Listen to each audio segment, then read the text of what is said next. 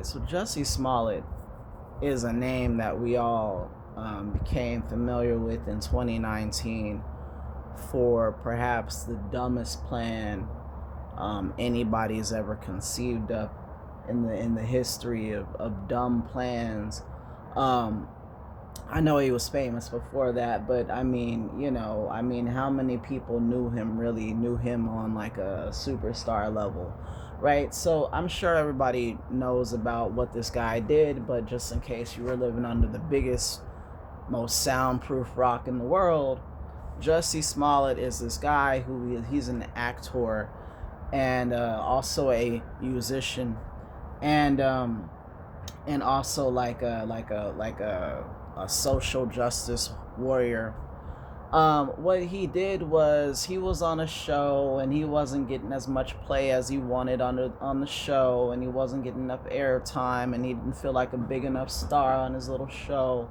So what he started to do was to do like what that guy would do, the Zodiac, killer guy. He would cut out letters from newspapers and assemble them to make threatening letters and send them to himself, like send them to the set of his show, to make it look like he had an insane stalker out there that was mad because he was black and mad because he's gay. Because as we all know, if you hate blacks and you hate gays, you should absolutely watch a show that's full of blacks and full of gays. So that made sense, right? Long story short, that didn't give him the attention that he wanted. In fact, he sent these letters with ground up aspirin, I guess, to kind of mimic what was happening with 9/11 and anthrax and all this, just to just to increase the flavor a little bit.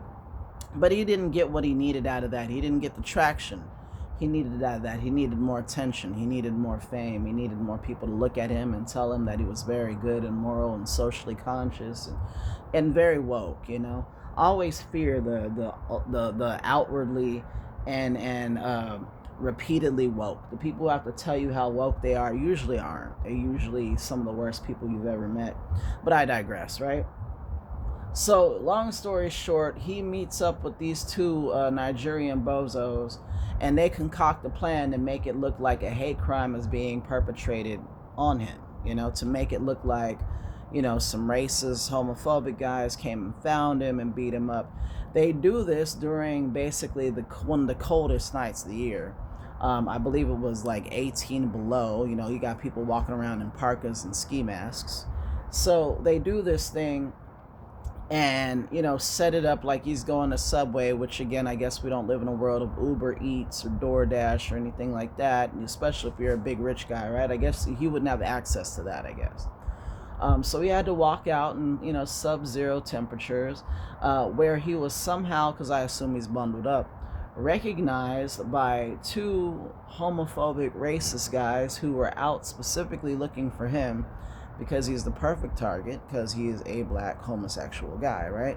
So their plan was to make it look like a hate crime. The only problem is they didn't really beat him up too well. I would assume, right, if you've got two full-grown men looking for you at night, okay, or early in the morning, well, I think this could have been 12 a.m., 1 a.m., something like that, and they got hate in their heart, because you're homosexual and you're a black man, the union of those two things, I really feel like they would do a lot more to you. I feel like they would beat you up a lot worse than that little smudge that I saw on his cheek, right? Okay, so, and then also they took what appeared to be a rope and threw it around his neck. I guess the whole point being, you're black, will hang you, blah, blah, blah, blah, blah, per history. We've all seen the crazy photos. We've all seen that. Only problem is you should tie it to something. If you're trying to scare a person and make them think you're going to fucking hang them, just to put a bee in their bonnet, something for them to think about, wouldn't you beat the guy down and tie it to a pole just to make a point? You may not want to hang him because that might, but just to get your point across.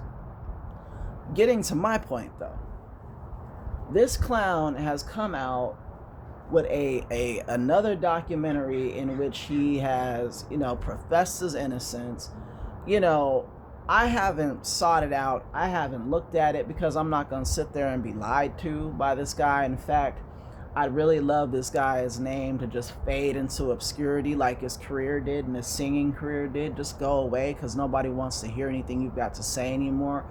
You made a country that was already very racially divided, even more racially divided. So thanks a lot for that.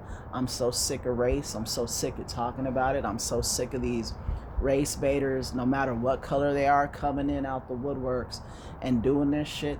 So I did not look this up. I will not look it up. I don't care to see it. I already know that a leopard won't change its spots, and that's the point of this video. The frustration that we all feel and the annoyance we all feel and the oh god, not this guy again, we all feel with Jussie Smollett is what you really feel about the narcissist. All narcissists are Jussie Smollets. All narcissists are Jussie fucking Smollets. That didn't happen, and if it didn't, or if it did, it didn't happen that bad, or I don't remember that, or are you sure about that, or I think you're the one with the problem because you won't believe that. That is their playbook. But what's great about the Jussie Smollett thing is the only good thing about it is it lets the world see what the scapegoat goes through. I know for a fact, mom or dad, I heard you do or say XYZ thing. Saw it clear as day. Other people were there who corroborated it. I remember when it happened because it was in the room with the blue vase, and it was about 8 o'clock because the TV was on and this TV show was on, and I remember that like yesterday, and so does cousin such and such. Why are you saying it didn't happen? Well, that didn't happen. That's a Narcs response. They are all Jussie Smollets. So if we as a collective society have a problem with this guy we've never met, I've never met Jussie Smollett. I didn't watch Empire. The shit looked kind of lame to me. Kind of stereotypical, right? If we don't even know him as a collective society, right? And we feel this much disdain, this much, we feel it's a repugnant issue. We feel it's a dead horse. Why are we still talking about this? This guy's never going to be honest with us. He's lying to our face. He insults our intelligence. We don't want to spend another moment thinking about this guy. Okay, if that's how we feel as a collective society about someone we don't know, then this is a window into the life of a truth teller / scapegoat. They are all Jussie Smollets. This is why we go no contact. There's never going to be a moment when Jussie Smollett sits down with, I don't know who the hot reporter is now. I don't really watch a lot of stuff, but it used to be Barbara Walters and it was Diane Sawyer. I don't know who would be the Diane Sawyer now. I really don't know. I don't follow it. He's never going to sit down with that person and say, you know what, I'm full of shit. You know what, I paid these guys with a check because he's a genius. You can't go get cash. How much are you making per episode? But that's another story. Just the stupidity of this kid lets you know how stupid he thinks you are. But he's never, getting back to the point, he's never going to sit down with someone and own it. Completely own it. Completely take on what he did, look the camera in the eye, look the interviewer in the eye, and say, yeah, you know what, it was really wrong of me to do that. I had already taken the situation where, the race issue was already a very hot issue, and I wanted to utilize it. I wanted to utilize it to catapult my career. I wanted to utilize it to get more attention. I wanted to be seen as a person who had been personally attacked because I stand up against I stand up against Trump and I stand up against this person. And I thought in making that image for myself that I would be more successful in my career. I was feeling as though I was falling behind my peers and I wanted to be more successful in my career. I apologize for the hurt and the pain I've caused people. I apologize. I apologize for any young black gay guy who thought this was a real thing and was afraid to leave their houses as a result of that. I apologize. Right? He's never gonna do that. He's never gonna do that. It's just like the narcissist.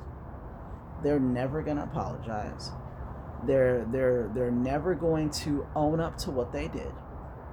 They are never going to sit down and look in the face of their accusers, their credible accusers. Okay, let's always say that on this channel. We are credible, they are not. They're never going to sit down with you or me as the accuser, as the person who knows what really happened, and say, you know what, you got me dead to rights. I did do that. I did say that. I did allow this person to do this to you. I did stand by while your drunk dad hit you. I did stand by where your drunk mother hit you, or whatever the situation is. You're not going to get that. They're all Jussie Smollets.